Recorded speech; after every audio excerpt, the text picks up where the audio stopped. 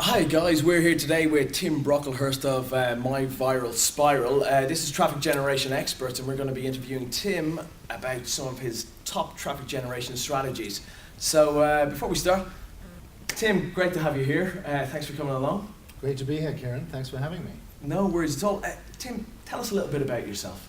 Okay, well, my background is in publishing, magazine publishing, Right. and I learned a lot about subscription marketing in the early 90s, and just when the internet was still very young, but I was marketing offline for subscribers to a magazine. Learned a bit about list building and about programming, because I rewrote the subscription program that looked after the magazine subscriptions. All right. And I watched the growth of the internet through that period, which of course was pretty steep, and it still is. And it involved buying an internet company, merging with another magazine group, and then finally selling the group in 2005. And so Wow. I've been working online full-time ever since. Wow, brilliant. So obviously, you've made a great success. I've kind of like seen you at a lot of seminars, and you've done absolutely brilliant. And some of the stuff that you've talked about is absolutely amazing.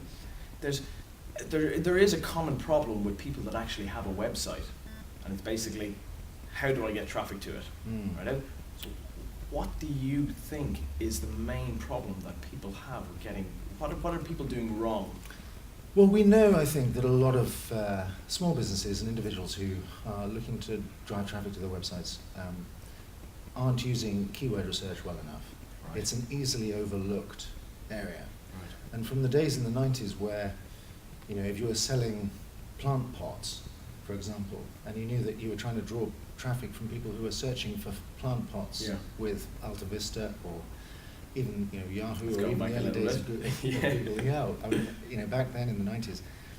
Well, as long as you had the appearance of plant pots in your text on the page more times than anyone else, then you would get higher rankings than search engines.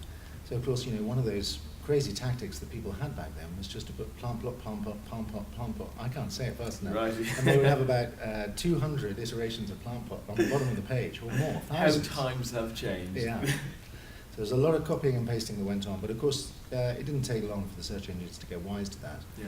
And the algorithms that Google use now are highly sophisticated and becoming more so all the time. Right. So they target, first of all, particular sites that they have recognized to be more useful to anyone that's doing a search. And one of those sites, one of those classifications of sites, is a blog.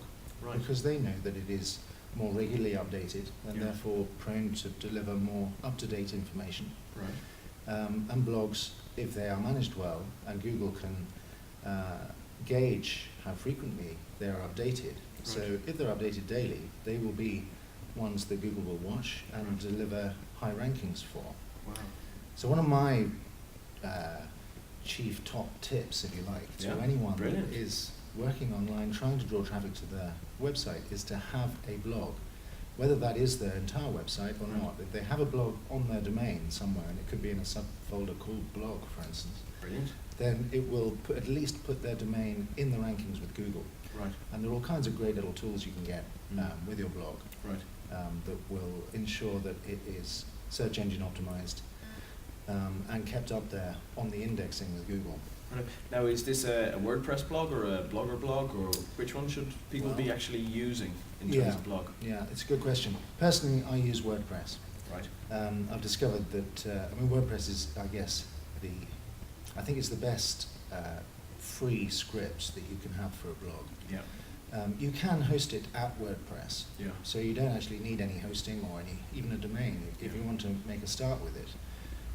But it's best to get a domain if you want to build traffic, if you want to build a place of your own on the internet. Right.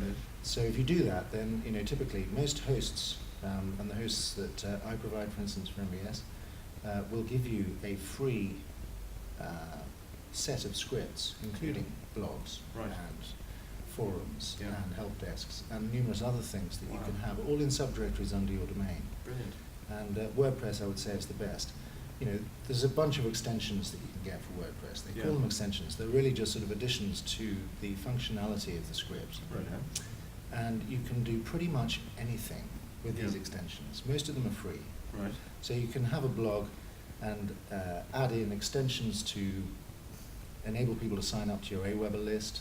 Right. An extension, sometimes they're called extensions, sometimes they're called widgets. Right. All right. Yeah. And these are things that you can just sort of add to your blog, and in a couple of clicks you've got an extra piece of functionality. Brilliant. You know, it could be like a viral trigger that enables people to pass your post on up to the social bookmarking sites like Dig Right. and StumbleUpon. All right. Or it could be something that enables your readers to Twitter what they've just read about your blog. Brilliant. So they're all great ways of publicising what it is that you do. Yeah. And those in turn, because they link back to your blog, add to your ranking with the search engines. Right. Brilliant. Like there's some amazing kind of things that you can actually do with WordPress. I'm a WordPress man myself. I have a couple of Blogger blogs out there with a little bit of AdSense on them and things like that, and Sure. they seem to be pulling in a little bit of money anyway. But WordPress definitely, if you're going to if you really want to increase your WordPress or your search engine rankings. So we have blogging as kind of your number one traffic tip there, Tim. Let us have number two. Yeah, sure. Well, I mean, I discovered early on, a lot about getting traffic on the internet is how much money you're prepared to throw at the problem. Right on. And you can spend an awful lot of money on pay-per-click advertising. And if you know what you're doing, it'll be money very well spent. Right. You know, because there is a limitless number of people available on the internet in some of the smallest niches that you could ever imagine. Yes. And as long as you buy the right keywords and bid the right amounts on those keywords, you will get good traffic. Right. It doesn't convert, in my experience, as well as organic traffic that's come from high listings in the organic search. Right. But you will get the traffic and you will get the sign-ups, therefore. And it's Right. your sign-ups that will ultimately buy from you. Right. So pay-per-click advertising is a whole area. I mean, it's a whole science in itself, and I won't Yeah. go there. Yeah. That warrants an hour on Yes. its own, Right. a day, in fact a week. But the next thing that I discovered, and it works particularly well for me, is affiliate marketing. Right.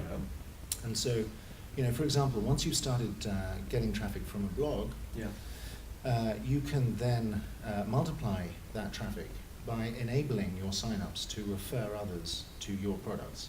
Right. And you do this typically by having an affiliate engine behind the products that you sell. Right. And as long as your products are reasonably good and that you're not expecting affiliates to promote for you by financial motivation alone, Yeah. and that there is some emotional attachment that they can feel to the product that will help them feel good about promoting it, then they will. Brilliant. Because that's what people do. I mean, people will pass on their tips and their interests in things, and if they get paid, as they will through your affiliate program, Exactly. it's so much And the that better. is a big must in it as Yeah. well.